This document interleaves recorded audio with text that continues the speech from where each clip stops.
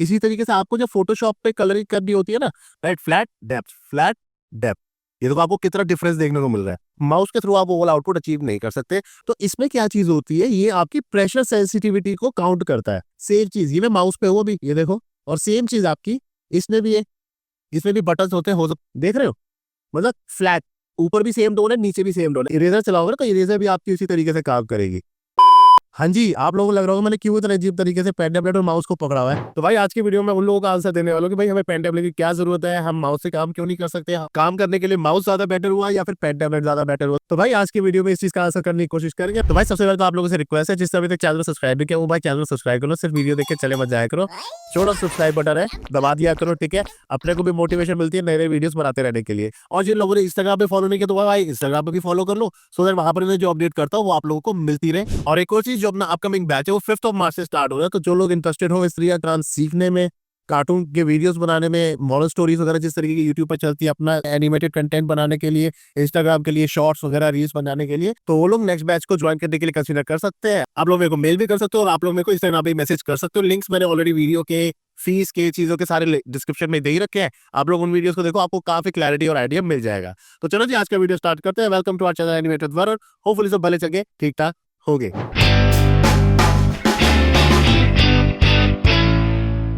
ये देखो, सबसे पहले ना मेरे को कुछ ना कुछ बनाना है अपने कैनवस पे, ठीक है। तो ये अपने पास माउस है, फुल लाइटा शाइटा, मुझे ना आपको ड्रॉ करना है।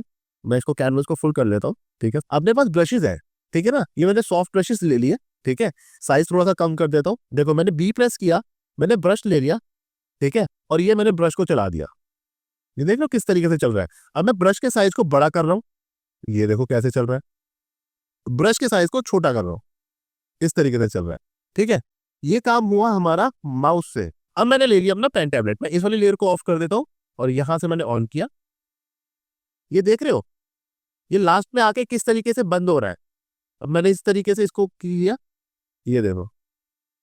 तो इसमें क्या चीज होती है, ये आपकी प्रेशर सेंसिटिविटी को काउंट करता है, ठीक है। यहां पर देखो, ये हमारी प्रेशर सेंसिटिविटी है। अगर मैंने ये ऑफ कर दिया यहाँ पे, तो ये मेरा वैसे ही चलने लग जाएगा जैसे कि माउस चलता है। लेकिन मैंने यहां से इसको ऑन कर दिया, तो ये देख रहे हो प्रेशर सेंसिटिविटी ले रहा है।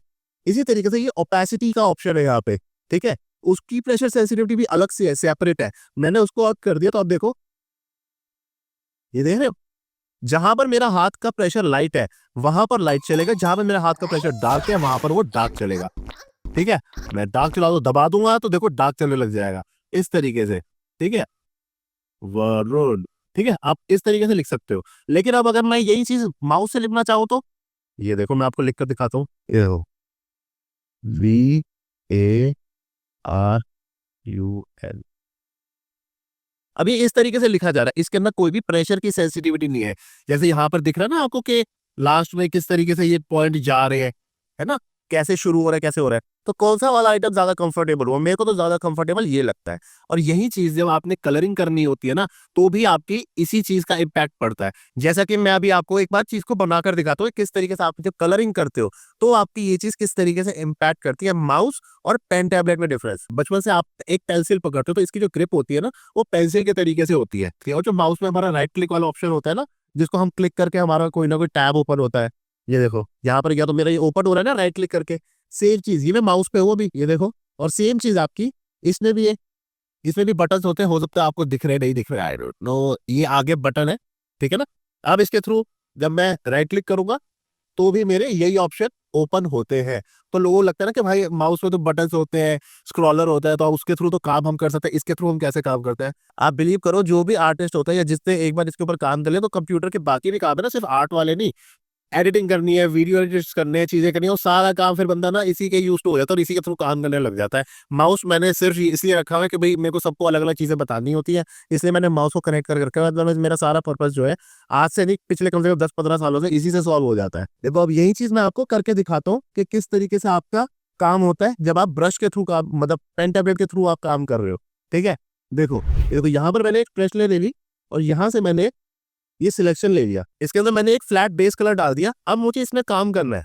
ये देखो, अगर मैंने ये प्रेशर सेंसिटिविटी को ऑफ कर दिया और मुझे थोड़ी सी डार्कर टोन इसके अंदर डालनी है, तो ये देखो कैसे चल रहा है, देख रहे हो, मतलब फ्लैट, ऊपर भी सेम टोन है, नीचे भी सेम टोन है। अब मैंने प्रेशर सेंसिटिविटी को ऑन कर दिया और ये देखो अब किस तरीके से चल रहा है।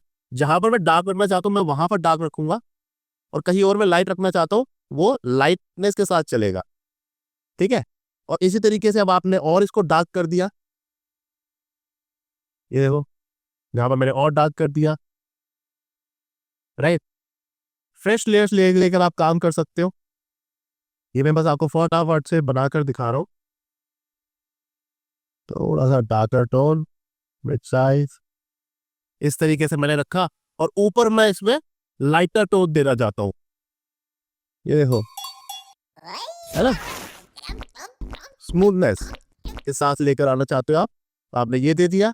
और आप कुछ और हाईलाइट करना चाहते हो तो आपने मल्टीपल टाइल्स यहाँ पे क्लिक करिए। ब्लैक वाले पोर्शन को मैं और थोड़ा सा डार्क करना चाहता हूँ उधर, तो मैंने इसको और डार्क कर दिया।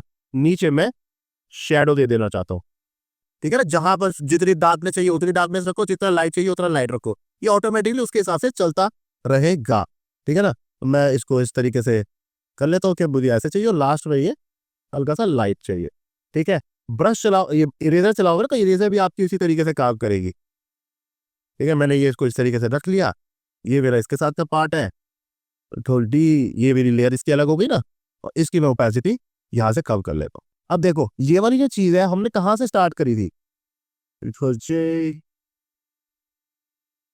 ये देखो ये वाली चीज मैंने कहाँ से स्टार्ट करी थी, बेस से स्टार्ट करी हुई चीज है। अब सेम चीज अगर आप माउस से बनाने की कोशिश करोगे, जब उसके अंदर प्रेशर की सेंसिटिविटी नहीं है, तो आप उसके थ्रू ये वाला आउटपुट कैसे अचीव कर सकते हो। ये बिल्कुल फ्लैट लग रहा है, इसके अंदर देखो आपको वॉल्यूम लग रही है कि अच्छा जी आपकी पूरी वॉल्यूम आ रही है। इसी तरीके से आपको जब फोटोशॉप पे कलरिंग करनी होती है ना, ये तो भैया मैंने कल की क्लास में बताया था सारा, जब आपने ये बना दिया तो उस तरीके से ही फिर आप यहाँ पर इस तरीके से कलर कर रहे हो, मतलब मीडियम टोन दे रहे हो, डार्क टोन दे रहे हो, किस तरीके से देना है ना, और कितनी चीजें आपको किसके ऊपर कैसे ओवरलैप कर रही है, फिर आपने यहाँ पे ग्रास वगैरह ऐड कर दी।